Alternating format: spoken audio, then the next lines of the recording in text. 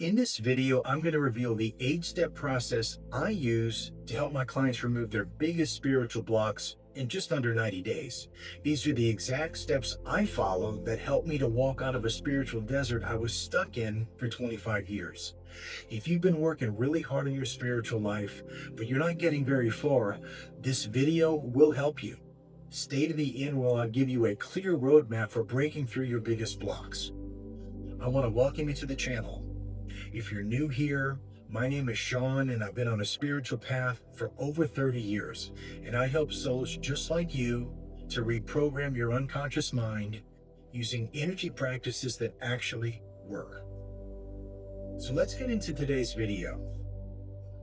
I'm going to start off by sharing a personal story with you. In 2018, I was struggling on my spiritual path. I'd been meditating for 25 years. I was praying every day. I'd been meditating for over 25 years. I was praying every day, and I was even going to a therapist. You know, all the typical spiritual tools that most people turn to. But they weren't working for me. In fact, my life was actually falling apart. My real estate business was in trouble. My marriage was hanging by a thread, and I was 67 pounds overweight. That's when I realized I was being controlled by hidden forces that I couldn't see. I later found out they were coming from my unconscious mind. And here's what I've learned. The biggest blocks aren't the ones you can see. They're the ones hiding in the shadows deep in your unconscious mind. So I'm going to share the 8 steps that I took to transform my life. They've helped me to become the person I am today, and I hope that they have the same effect on you. So let's get started with the first step, and that's to admit that you have hidden blocks. The first step in removing your biggest spiritual blocks is to admit that you have them. These are the blocks that you can't see and you don't know how to manage. I've always said, if you can't see a problem, you won't be able to fix it. And here's what most people don't understand. Your biggest spiritual blocks live in your unconscious mind. This is where all your negative childhood programming is stored. Every limiting belief you have about yourself, every unhealed trauma, and every hidden pattern that keeps you stuck. I spent years thinking that I was doing great spiritually because I could meditate for an hour and I could recite beautiful prayers, but I was completely blind to the unconscious programs that were running my life. My explosive temper, that came from my childhood programming. When I would sabotage my real estate projects, those were hidden beliefs about some really low self-worth. And my struggles with putting on too much weight, those were tied to what my parents taught me about diet and exercise, which wasn't anything I could use. The hardest part is admitting that despite all of your spiritual knowledge, you're still being controlled by forces you can't see. So let's move on to step 2, and that's to recognize that surface level tools won't get you there. Here's a key insight that changed everything for me. If you're using surface level spiritual tools like meditation, affirmations, or visualizations, you're only working with 5% of your power. Dr. Bruce Lipton's research shows us that the conscious mind processes 40 bits of information per second, while the unconscious mind, 40 million bits of data per second. That's a ratio of 1,000,000 to 1. Most spiritual practices work with the conscious mind. It's where you're trying to think your way to transformation. You're trying to use willpower and positive thinking to override decades of unconscious programming. It's like trying to steer this massive ship with a tiny little rudder. I did this for 25 years.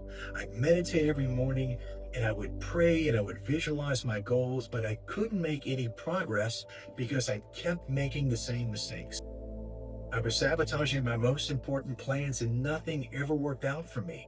This was because I was only working with 5% of my power. And I didn't have access to the other 95%. Let's move on to step 3. And this is where you want to examine your limiting beliefs. You want to get brutally honest about the limiting beliefs that are still running your life. These are the beliefs that sabotage your efforts just as you're starting to make progress. I'm sure you can relate to this.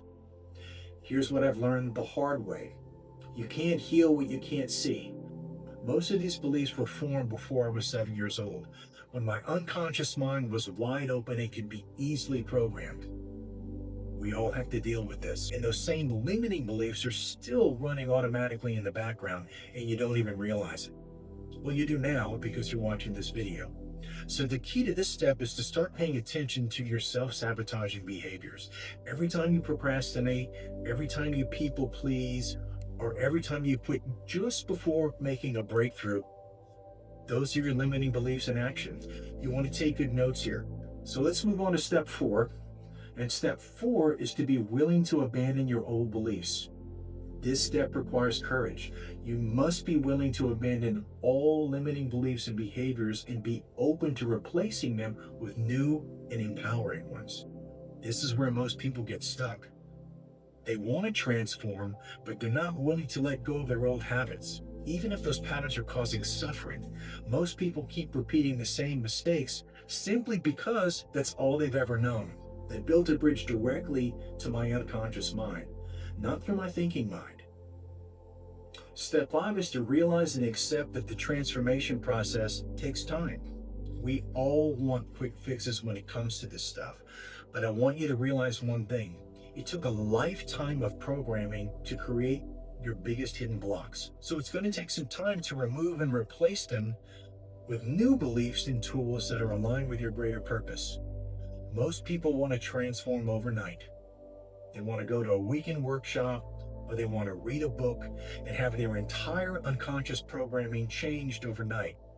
But that's not how this works. I tell my clients to commit to a 40-day vow when doing the energy practice. Why 40 days? Because that's how long it takes to begin creating new neural pathways and to start reprogramming your unconscious mind. After the first 40 days, you take a 7-day break, and then you begin another 40-day vow. This isn't about perfection, but it is about consistency. It's about showing up every day to do the inner work, even when you don't feel like it, and even when you can't see immediate results. Step 6 is to focus on reprogramming your unconscious mind. This is where the real magic begins to happen. But you must have the right tools that can help you to reprogram your unconscious mind, because this is where the other 95% of your power lies. And this is how you can tap into that new power and actually get it to start working for you. Here's what I discovered in 2019 when I found the advanced energy practices.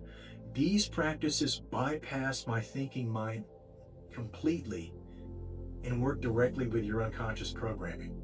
They use life force energy to literally delete your negative programs and replace them with ones that support you. When you delete that negative programming, all of that energy that was trapped in those old patterns returns back to you. Suddenly you have access to energy you didn't even know you had. You can now direct this new energy toward your inner transformation. So let's move on to step 7.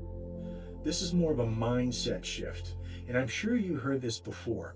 You must transform your inner world before your outer world starts to improve. This step is about understanding the correct order of transformation. You want to transform your inner world first, then your outer world will reflect those changes back to you. Most people try to change their outer world and hope that that'll make them feel better. They think that if they can just get into the right relationship or the right job, the right amount of money, then they'll be happy and fulfilled. But transformation doesn't work like that. When I started doing the energy practices consistently, my inner world began to transform first. My anxiety decreased, my explosive temper calmed down, and I started making better decisions. And for the first time, I was operating from a position of power.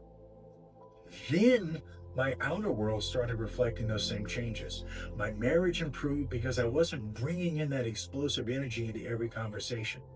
My business stabilized because I wasn't making decisions out of desperation. And I lost those 67 pounds because I wasn't eating after getting triggered. And now we're at the final step of the transformation process. Here's how it all comes together. Days 1 through 40 is the first 40-day energy practice vow. A vow is a promise or commitment to perform the energy practices for 40 straight days. Here you're building your energetic capacity and beginning to come face to face with your unconscious patterns. The next 7 days is a rest and integration period. Here's where your unconscious mind is processing those energetic changes. And then the next 40 days, which is days 48 to 87, is where you complete that second 40-day vow. Here's where my deeper patterns started to surface and get cleared. And this is where I started to feel those big shifts for the first time. And the final period is a second resting period. And here's where those new changes start to take root in your life. By day 90, you're well on your way to becoming a completely different person because you now access those parts of yourself that were blocked before. With these energy practices, you now have a powerful spiritual tool that actually works to reprogram your unconscious mind. By now, you might be wondering about these energy practices I keep mentioning. If you're serious about removing your biggest spiritual blocks and you want to accelerate this process, I've created a step-by-step course called The Igniter. The Igniter teaches you the 9 foundational energy practices that help me to break through my spiritual ceiling when all the other methods had failed me.